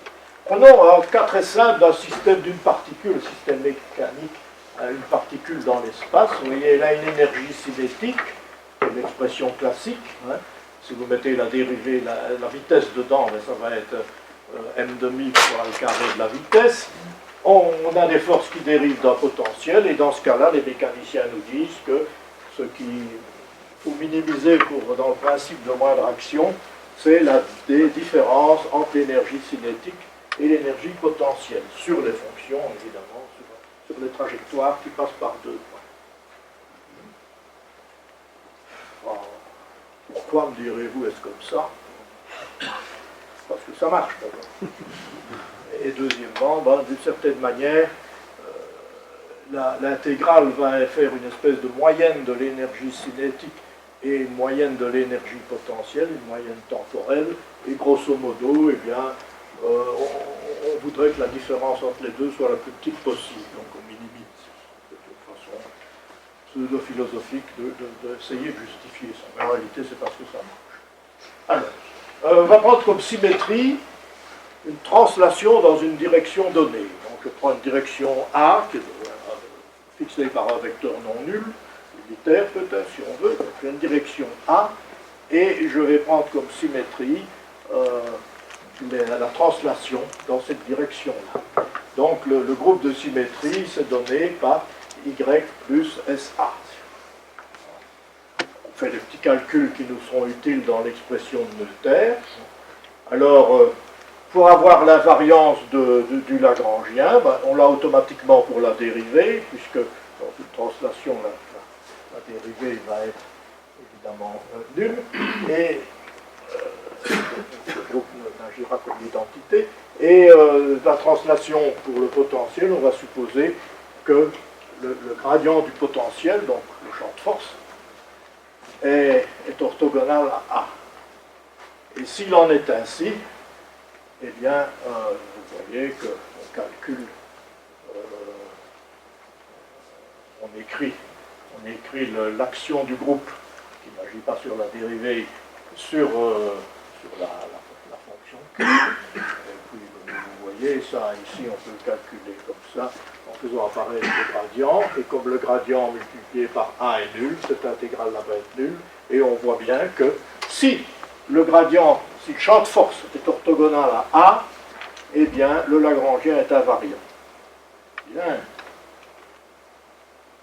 Donc, l'intégrale première de Noether nous dit que, donc, si on fait l'hypothèse que le champ de force soit orthogonal à A, eh bien, je reprends l'expression qu'on devait calculer chez Noether, c'était ça, et on voit que ça devient l'impulsion, donc la quantité de mouvement, mq point, qui est constante.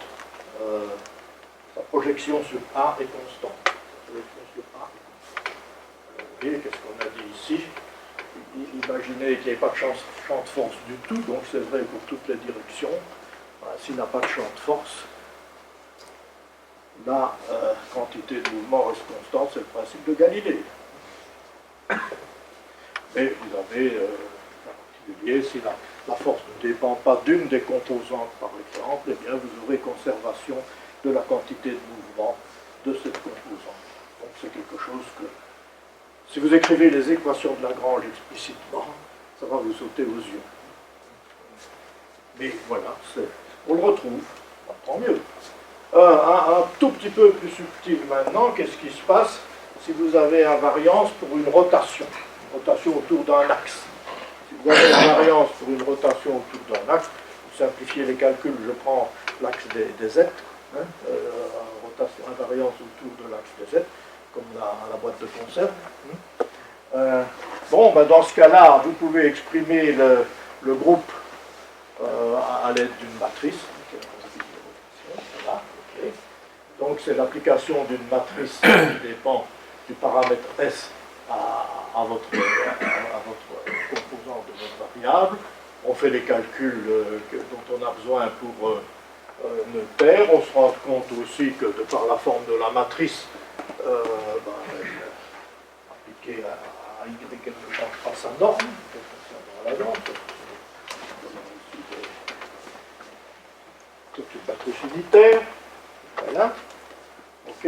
Alors, pour avoir l'invariance de L, vous pouvez constater que vous l'aurez si votre potentiel ne dépend que de la norme de la position.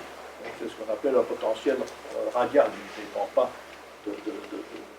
des angles qui fixent la position, il dépend seulement, en coordonnées sphériques, de la distance à l'origine.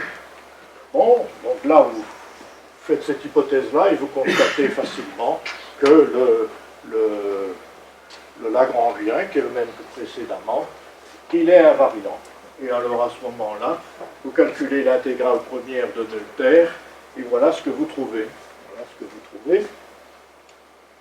Vous trouvez que MQ2 Q1 point moins MQ1 Q2 point est constante. Alors tous ceux qui ont fait de la mécanique reconnaissent dans cela une composante d'un produit vectoriel. Et donc c'est le moment cinétique, qui est le produit vectoriel de MQ par la dérivée. Alors vous calculez les trois composantes et vous constatez que ce qui est conservé, c'est la troisième composante. Et donc, si vous avez une symétrie par rapport aux rotations autour de l'axe des Z, eh bien, la composante du moment cinétique sur cet axe-là, eh bien, elle est conservée. Bien entendu, le raisonnement reste vrai pour un axe de rotation. Donc, vous avez le moment cinétique, et c'est une conservation importante, par exemple, quand vous étudiez les trajectoires des planètes autour du Soleil. Okay. Donc voilà, si on résume, invariance pour une translation, la quantité de mouvement est conservée, invariance pour une rotation, le moment cinétique est conservé. Donc on a deux des lois de conservation principales de la mécanique. Et vous me direz, et l'énergie, l'énergie, c'est plus difficile pour nous. Pas quand on le fait à la main, avec les équations de la mécanique, là, c'est pas tellement plus difficile. Mais ici, c'est plus difficile. Pourquoi est-ce que c'est plus difficile? Eh bien, parce qu'on va voir que, et ça c'est un fait intéressant en lui-même, que la conservation de l'énergie va être liée à une indépendance du Lagrangien par rapport au temps. Or, ici, vous voyez, dans la théorie telle que je vous l'ai présentée, parce que je voulais être simple, eh bien, je ne faisais que des transformations sur les Q et les Q. Moi, je ne faisais pas de transformation sur le temps. Le temps n'apparaissait pas d'ailleurs dans le Lagrangien.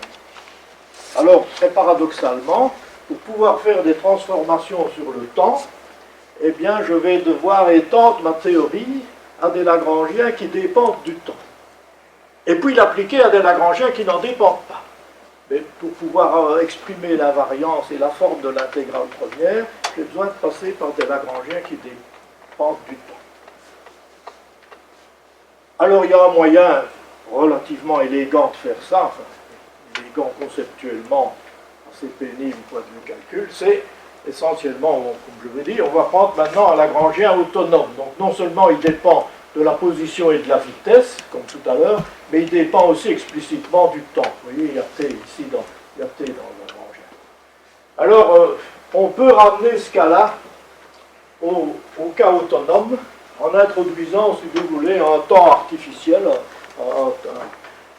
et en considérant le temps T, lui, comme une fonction de ce temps artificiel, réciproquement, évidemment. Donc, on introduit un nouveau temps, tau, on appelle tau, et on rajoute le temps au Q. Donc, comme une composante en plus, mettons la composante 0, puisque j'ai déjà les composantes 1 jusqu'à n. Donc, et alors, la variable indépendante, maintenant, qui était le temps habituel, devient tau. Ça va? Alors, au lieu de mettre un point pour les dérivés par rapport, qu'on mettait un point pour les dérivés par rapport à t, ben on met un accent, un prime pour les dérivés par rapport à tau. Ok, ça va. On a des relations qui viennent du calcul différentiel élémentaire, ça c'est pas grave. Hein. Et alors, notre vieille action, notre action qui dans ce cas-ci, c'est l'intégrale toujours de a à b du Lagrangien calculé sur une trajectoire q de t. Ça c'est comme l'autre.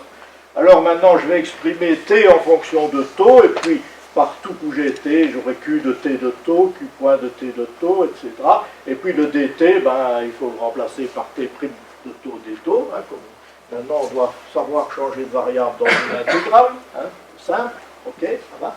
Et donc vous voyez qu'on arrive finalement à une nouvelle expression où il y a t de tau, q de tau, hein, q de t de tau, mais donc quelque chose qui dépendra de tau, etc. Mais il est un peu plus compliqué qu'avant, mais maintenant c'est une action dans Lagrangien qui ne dépend pas explicitement, oui, ça ne dépend pas explicitement de tau. Il n'y a pas un tau quelque part ici, il y a des fonctions de tau uniquement. Donc je me suis ramené au cas de Lagrangien avec une dimension en plus. Ça c'est classique, hein, c'est classique. Alors, bon voilà, j'ai appelé Q chapeau, ben, Q0, Q1 jusqu'à Qn exprimé en fonction de tau. On se rappelle de ce qu'était la définition. Donc nous avons notre nouveau Lagrangien. Alors nous faisons agir un groupe de continu de symétrie sur toutes les variables, donc sur le t et sur les q, sur le q pointé, comme on l'avait fait avant. Et on exprime l'invariance. C'est toujours la même chose. Quand vous appliquez le groupe au Lagrangien, c'est comme si vous ne l'aviez pas appliqué, tous les sens. Bon. L'intégrale première de Noether dans nos nouvelles variables, ben, c'est celle qu'on avait introduite précédemment, sauf qu'il y a une dimension en plus dans le produit scalaire. Ce n'est rien de nouveau. Mais mes données initiales, c'est en fonction de t et de q et de q pointé de t. Donc je voudrais bien revenir là-bas. Donc je reprends les façons dont ça a été défini et je reviens j'ai écrit cette intégrale de Noether qui ici a une forme bien sympathique. Je la réécris en fonction des anciennes variables et elle prend une forme un peu moins sympathique. Vous voyez, ça prend 2 lignes maintenant ici. Enfin, c'est du calcul, je vous dis, c'est du calcul différentiel, élémentaire et pénible. Donc j'ai l'intégrale de Noether en termes de cela. Donc j'ai refait la théorie de Noether en une page ou 2 pages pour des systèmes non autonomes. Alors je vais l'appliquer à un système mécanique de nouveau, avec n degrés de liberté, un système comme tout à l'heure, et qui ne dépend pas du temps, mais donc je reviens à mes anciennes, enfin à mes variables chapeau, si vous voulez, là-bas, ok. Alors je vais faire comme groupe, je vais faire un groupe simplement qui laisse toutes les Q tranquilles, si vous voulez, sauf la première, où j'aurai une translation. Ben, rappelez-vous, la première, celle qui jouait avec le temps, c'était la première composante, la composante 0. Eh bien, je vais supposer que le groupe, c'est une translation dans le temps. Donc, au lieu de me déplacer dans l'espace, comme dans la première intégrale de tout à l'heure, je me déplace dans le temps. Donc j'ai invariance par rapport à un déplacement dans le temps, S. Donc je calcule les expressions qui viendront chez Noether, je vérifie la variance du Lagrangien, c'est fait pour et c'est bien invariant, et par conséquent, j'ai l'intégrale première de Noether, voilà.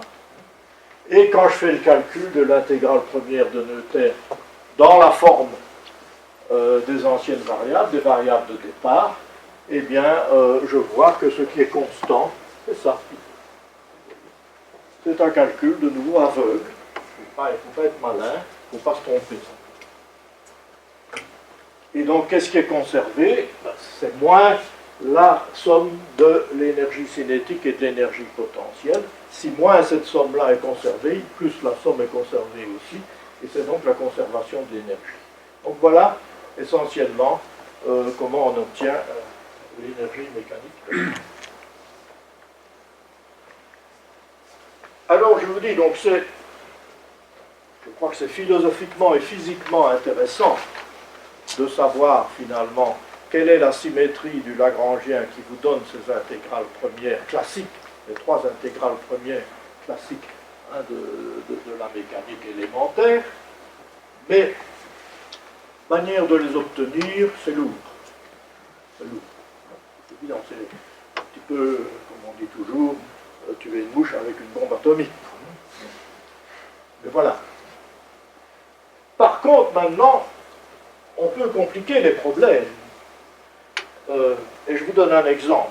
Si vous prenez la relativité restreinte, si vous prenez la relativité restreinte avec un champ de force électromagnétique, là on a des équations de la mécanique et on peut les exprimer, c'est pas Einstein qui l'a fait, je crois que c'est Planck, on peut les exprimer par un principe variationnel aussi. Et alors, trouver les lois de conservation à partir des équations différentielles du mouvement, c'est un peu plus compliqué. Et en plus, il y en a beaucoup plus. Eh bien, le travail, le théorème de Noether vous les donne toutes. Ma mémoire est bonne, il y en a 11.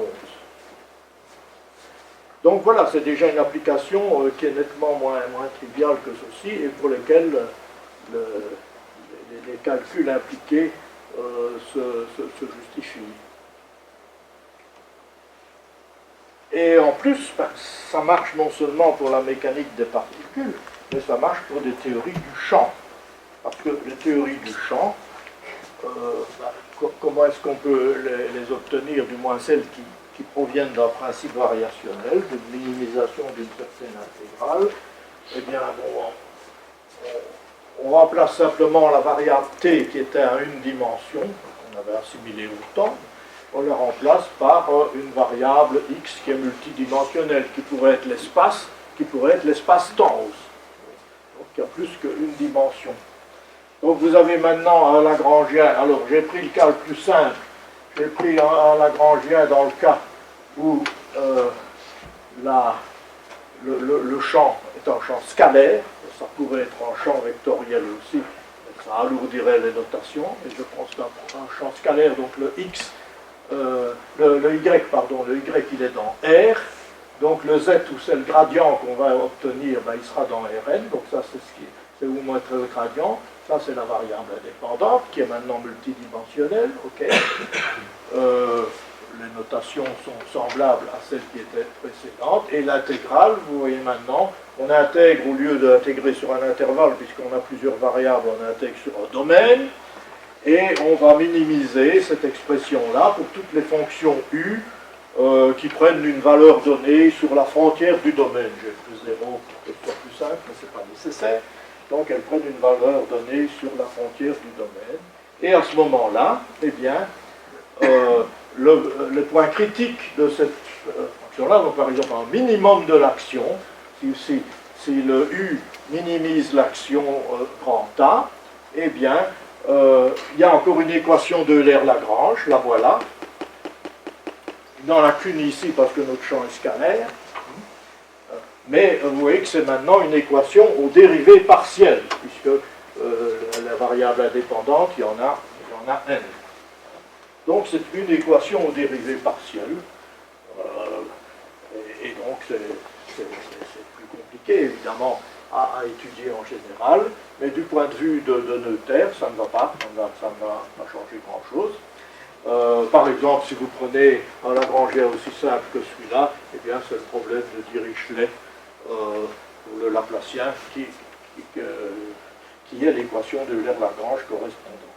Et donc le théorème de Noether, et je prends dans le cas où il n'y a pas de dépendance explicite de x de nouveau, eh bien si votre Lagrangien est invariant pour un groupe de transformation qui cette fois-ci va de R dans R, puisque j'ai pris U scalaire, eh bien vous aurez conservation. Vous aurez une loi comme ça. On appelle pas ça en général une intégrale première dans les équations de dérivées partielles, on l'appelle une loi de conservation. Donc vous voyez, ça s'obtient aussi simplement que pratiquement dans le cas d'une variable. Alors Noether, elle est allée bien plus loin que ce que je vous raconte. Et d'une part, elle a considéré des Lagrangiens. Oui, moi dans mes Lagrangiens, il n'avait jamais que la fonction et sa dérivée première. Sa dérivée première qu'intéressait. Elle a pris des Lagrangiens où on pouvait aller avec des dérivées d'ordre beaucoup plus grand. Donc on a des systèmes, les équations de Euler-Lagrange sont des systèmes d'équations aux dérivées partielles d'ordre plus élevé que le deuxième. C'est nécessaire pour la relativité générale, par exemple. Alors, ici, vous voyez, je considérais mes groupes de transformation, ils dépendaient d'un paramètre, S. Alors, ça ne change pas grand-chose, sauf que ça complique les notations de mettre 56 paramètres. N paramètres en nombre fini. Là, on obtient toujours le même type de résultat que je vous l'ai dit. Mais, Noether a considéré, c'est son théorème 2, si vous voulez, parce qu'il y a deux théorèmes dans le truc, elle a considéré aussi des groupes, des invariances de groupes qui dépendent non pas d'un paramètre ou de plusieurs paramètres qui sont des nombres, mais qui dépendent de paramètres qui sont des fonctions elles-mêmes. Donc qui forment un ensemble non dénombrable, si vous voulez. Et alors là, ça change complètement l'histoire, en ce sens que dans les lois de conservation qu'on déduit dans ce cas-là, eh bien, peuvent être des identités, si vous voulez, qui découlent des équations aux dérivées partielles. Donc, d'une certaine manière, les équations aux dérivées partielles, dans ce cas-là, ne sont plus nécessairement indépendantes les unes des autres, mais elles satisfont à certaines conditions. Par exemple, en relativité générale, eh bien, ce qu'on peut déduire de la théorie de Noether, c'est ce qu'on appelle en géométrie différentielle les identités de Bianchi. Donc elles arrivent comme conséquence de la théorie de Noether appliquée à des groupes, mais qui dépendent cette fois-ci de fonctions et non plus de... Dans les théories de jauge aussi, en général, vous avez des groupes d'invariance qui dépendent, dans le cas plus simple, d'une seule fonction. Donc c'est ce deuxième théorème qui est nécessaire. Et c'est justement ce que n'arrivait pas à comprendre clairement Einstein, Hilbert et Klein quand ils étaient face aux équations de la relativité générale, de telles invariances par rapport à de tels groupes qui dépendent non plus de paramètres discrets, mais de paramètres à une dimension ou dénombrables, mais qui dépendent de fonctions. Ça arrivait en relativité générale nécessairement. Et à ce moment-là, il y avait parmi les conservations, il y en avait qui étaient vraiment des vraies conservations et d'autres qui étaient des identités simplement qui montraient que les équations n'étaient pas toutes indépendantes. Et donc c'est ainsi que Helmich a expliqué les difficultés que rencontraient nos trois étoiles face aux équations de la relativité générale. Et alors en plus, Helmich a prouvé la réciproque de ces résultats. Nous, c'était ce que je vous ai montré ici, c'est si le Lagrangien est symétrique, il y a des lois de conservation, eh bien, et réciproquement, a dit Helmich. Si vous avez des lois de conservation, elles correspondent nécessairement à une symétrie, à une invariance par rapport à une symétrie dans le Lagrangien. Et ça, c'est extrêmement important pour les physiciens aussi, parce que bien souvent, ils font une théorie qui va dépendre d'un Lagrangien qui n'est pas encore complètement fabriqué, qui laisse peut-être la porte ouverte à différentes possibilités, mais ils savent qu'ils aimeraient bien avoir conservation de telle quantité physique. Donc pour avoir conservation de la quantité en question, eh bien, il faudra qu'ils mettent une symétrie dans leur Lagrangien. Et Noether leur dit ben, quelle symétrie il faut mettre pour avoir telle conservation. Donc, ça, c'est le côté important de la réciproque. Donc on voit que c'est un théorème qui est extrêmement important pour les physiciens. Et pourtant, je vous dis, c'est difficile de le trouver cité dans ceux qui suivent. Et d'ailleurs, il est pratiquement passé sous silence aussi dans les nécrologies. On parle de l'algèbre, mais pas vraiment ce théorème-là. Et pourtant, les physiciens contemporains, eux, maintenant, ils rendent hommage à et à juste titre, parce qu'on trouve des applications, au moins dans ces domaines-là de la physique. Au moins, je n'ai pas, prétend pas être exhaustif.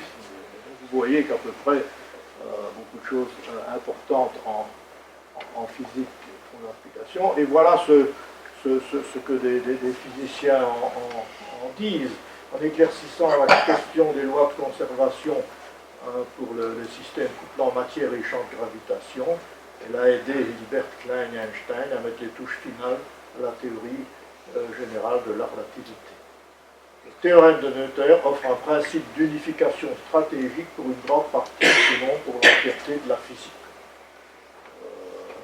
Chris-Eman dit « La simplicité et la profondeur du théorème de Noether ont mis du temps à devenir apparentes. Il constitue aujourd'hui une part indispensable des fonctions de la physique moderne, avec plus d'une douzaine d'importantes lois de conservation et leur symétrie associées. » Vous voyez, Giudice dit la même chose. Que c'est peut-être quelque chose d'assez intuitif, mais la portée, si vous voulez, de cela, donc la conservation de la charge électrique, par exemple, ça illustre ce que je viens de vous dire, c'est la conséquence de la symétrie de rotation particulière de l'électrodynamique quantique, cette fois-ci agissant, bien entendu, sur un espace. Voilà. Alors, il y en a même qui vont plus loin. Le théorème de Noether est une affirmation profonde, peut-être située aussi profondément dans le tissu de notre psychisme que le fameux théorème de Pythagore. Il encadre nos concepts modernes sur la nature et régit la méthodologie scientifique moderne. Bon, il agisse aussi profondément dans le tissu de notre psychisme que le théorème de Pythagore. Ça dépend de chacun d'entre nous. Voilà. Chacun ses fantasmes, pourquoi pas, mais ce n'est pas obligatoire. Bien, eh bien, on peut remercier Amy pour le centenaire et lui souhaiter bon anniversaire à son théorème, et vous remercier d'avoir été si patient.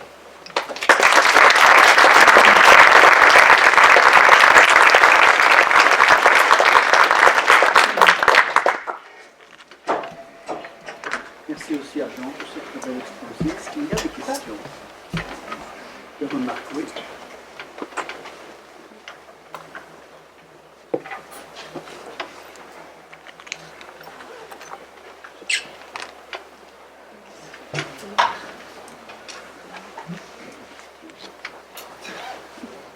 Des remarques.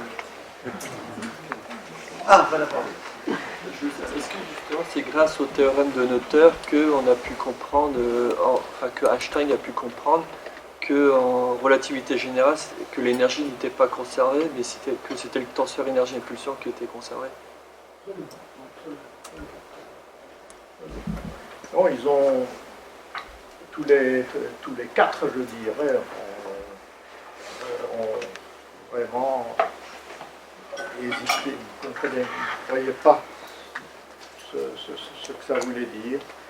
C'est parce qu'évidemment, il fallait la deuxième version du théorème de Noether, Parce qu'évidemment, les équations de la relativité générale, leur forme doit être telle déjà qu'elles sont invariantes pour toutes les transformations. Donc ça fait déjà un groupe évidemment, de transformations, toutes les coordonnées.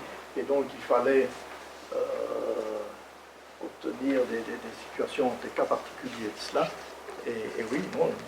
Alors il cherchait des raisons physiques aussi, et il y en a probablement, étant donné que, bon, du fait que la matière c'est de l'énergie aussi dans ces choses-là, eh bien la notion de conservation, évidemment, de l'énergie, et quand la masse varie, etc., donc devrait être éclairée. Mais c'était vraiment le théorème avant lequel il ne voyait pas ce qui se passait. Donc en fait, une autre manière de dire ça, c'était d'arriver à voir que la relativité générale est une théorie de jauge. C'est la manière moderne d'exprimer ça en jauge. Et ça, c'est déjà, sans les mots théorie de jauge, c'est dans le travail de Noether est suffisamment général pour couvrir tous ces cas-là. Et le prix Nobel bruxellois, le dernier, n'est peut-être pas non plus étranger à toutes ces considérations. Il n'y a pas de donne de... Oui. Il y a aussi des symétries discrètes. PCT. Oui, mais pour des symétries discrètes, le théorème ne sont pas couvertes par le théorème de Noether. Mais il joue un rôle, évidemment. Parce que vous voyez, il y a le fait que le paramètre S varie de manière continue est utile.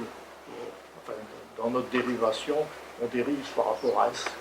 Parce que c'est un peu la même idée, c'est-à-dire symétrie pour l'image dans la glace, et puis conservation de la parité.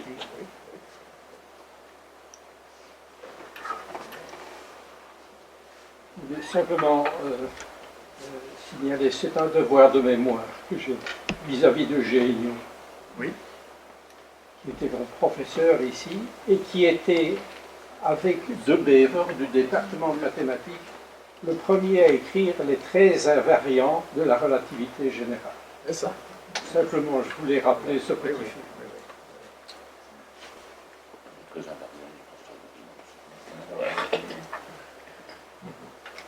Ouais,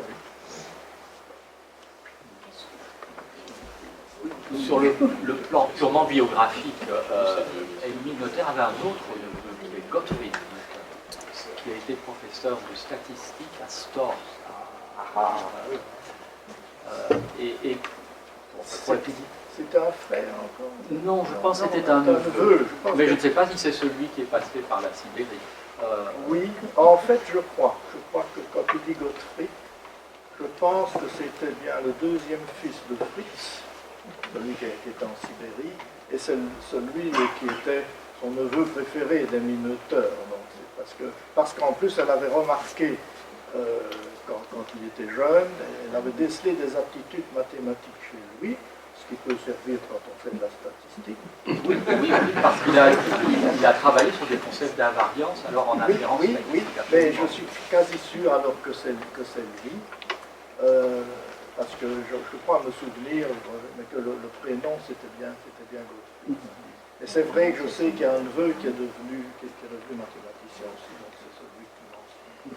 Et à la fin de la guerre, lors des procès de Nuremberg, il était américain, donc il avait fui comme toute la famille, et il a été commis d'office à servir d'interprète à Hermann Göring pendant le procès de Nuremberg. Donc son père, Fritz, est mort en Russie, en Union soviétique, mais probablement qu'ils ont réussi, après la guerre, peut-être à partir, ou que lui, à quel moment il est parti aux États-Unis. Il a fait carrière aux États-Unis, c'est ça? Oui.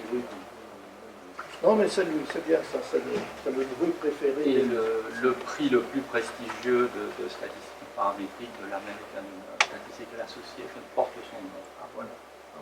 Voilà, un autre notaire. Oui. On dit ne t'es rien, mais c'est beaucoup.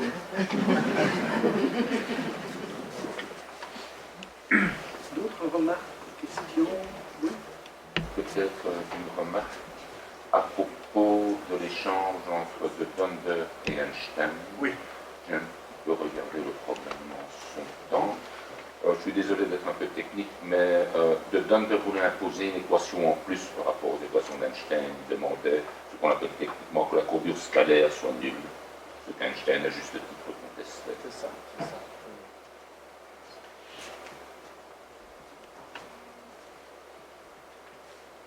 Pas d'autres questions? Pas d'autres remarques? Et alors, on va encore remercier tout le monde.